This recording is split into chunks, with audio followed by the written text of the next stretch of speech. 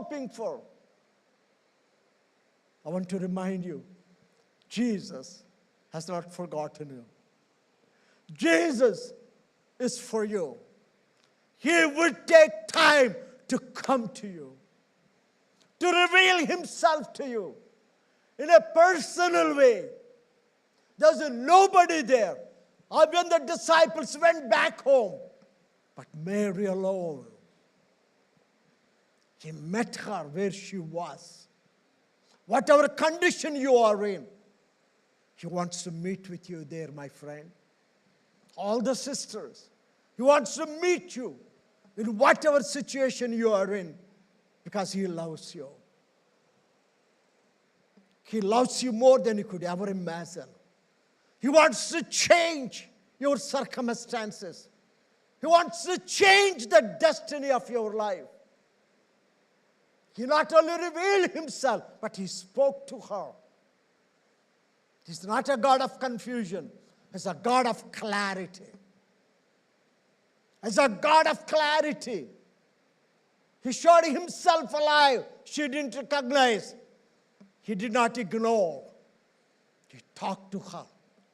He wanted to make sure, beyond any shadow of the doubt, that Mary, the Magdalene, understands that Jesus is not dead and gone. Jesus is alive and he is risen.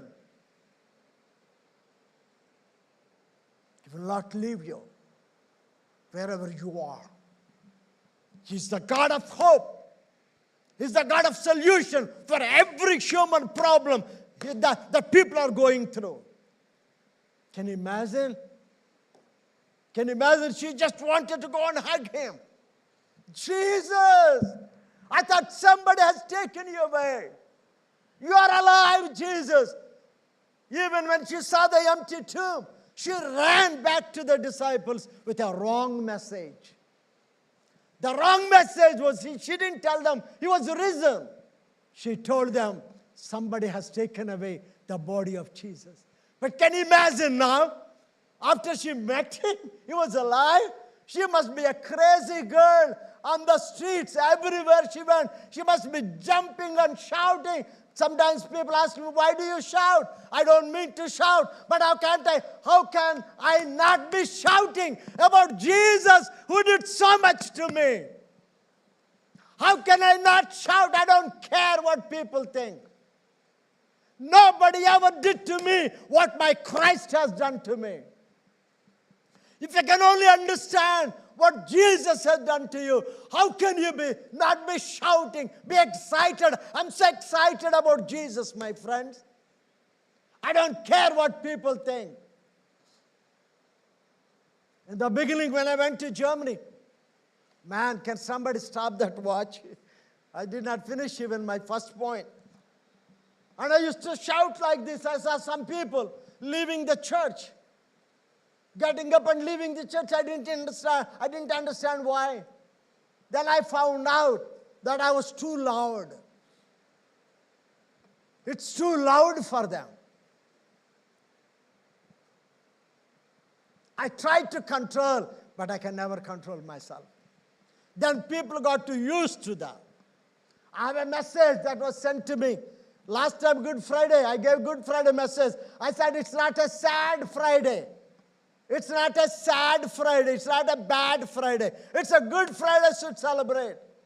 And many of them who heard that message shared Saturday, Friday as one of those words, and they were confessing and saying, Yesupadam's message changed our lives. They will also hear this message.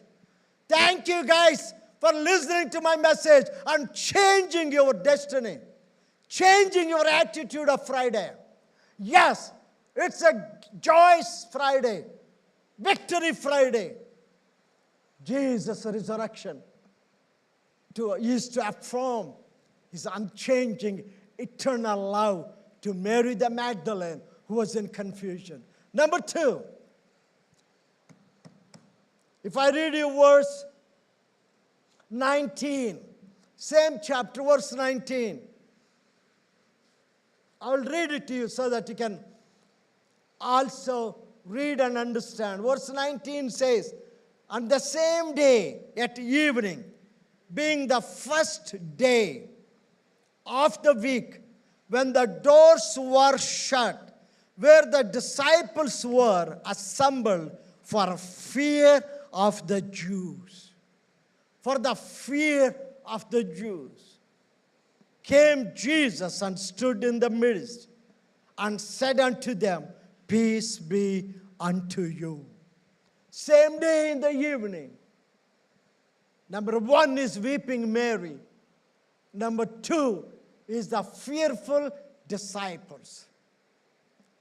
Disciples who said, Jesus, we will do anything for you. We will lay down our lives for you. They left everything to follow Jesus, friends. Even those disciples, they were fearful. Fearful of the Jewish people. Their master was killed. Their leader was killed brutally. They crucified him, bleeding from head to toe. They started thinking what would happen to them. They were so fearful. Then the same day at evening, being the first day of the week, when the doors were shut, they were behind the closed doors, where the disciples assembled for the fear of the Jews. Whether you are a weeping Mary or fearful disciple, His love is eternal. He loves you with an eternal love, my friend. He should have been angry on them. He should have been upset with them. He should have thought to himself, man, why do I need them? I did all these miracles. I did all these things. They watched, they have seen, and they left him. They were fearful of their own lives. They were hiding. Can you imagine if he comes and knocks on their door? If he comes and knocks on the door, you think they will come and open the door? If there are windows, they will jump out of the windows and run away. They were already fearful. They were living in such a fear of life. Thank God, Jesus doesn't need to knock on the doors. Thank God, nobody needs to open the doors for him. He walked through the closed doors because he understood what they were going through. That's an amazing thing, friends. Jesus understands whatever we go through in our lives. He understands our fears. He understands our troubles. He understands our sickness. He understands our problems that we go through. He came inside. If I was him, I would have said, guys, what did you do? I did so much for you. He didn't say that. He said, peace be with you.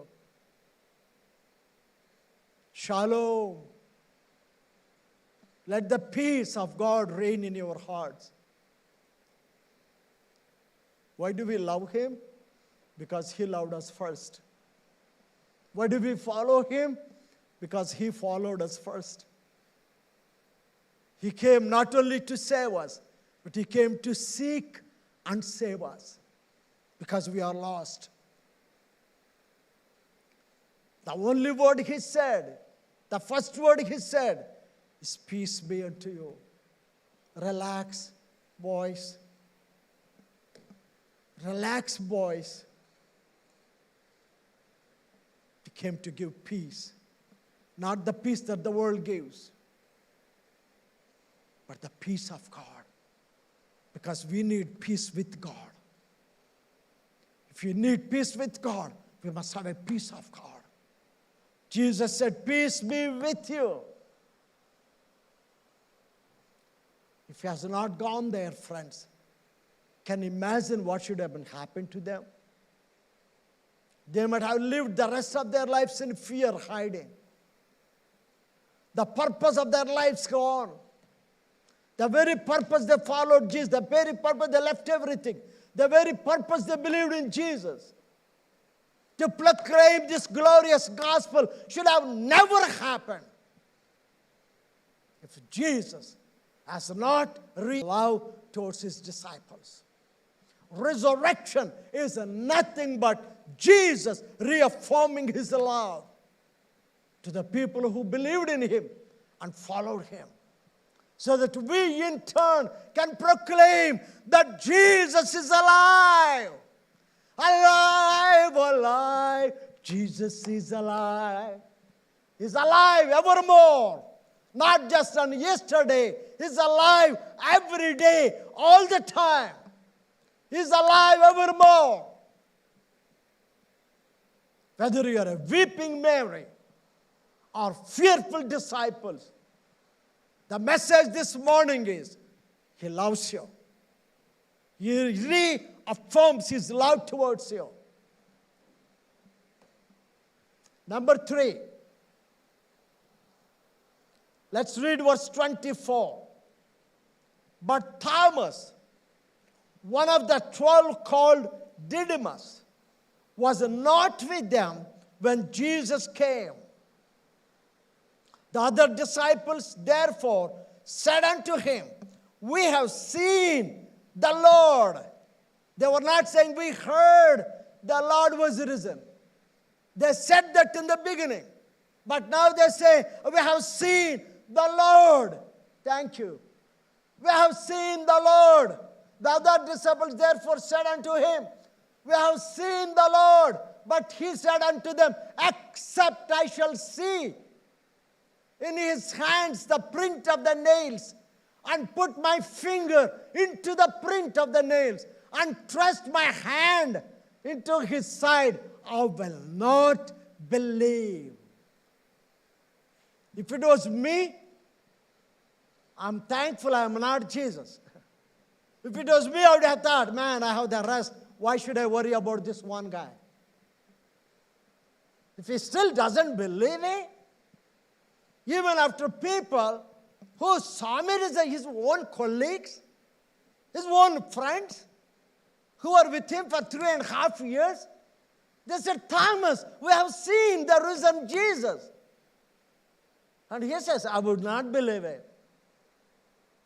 Unless, that's one good thing, unless I see the hand with the hole of the nail. He didn't stop there. Unless I put my finger in that. Unless I put my hand on his side, which there is a big hole there, I would not believe it. The next verse says,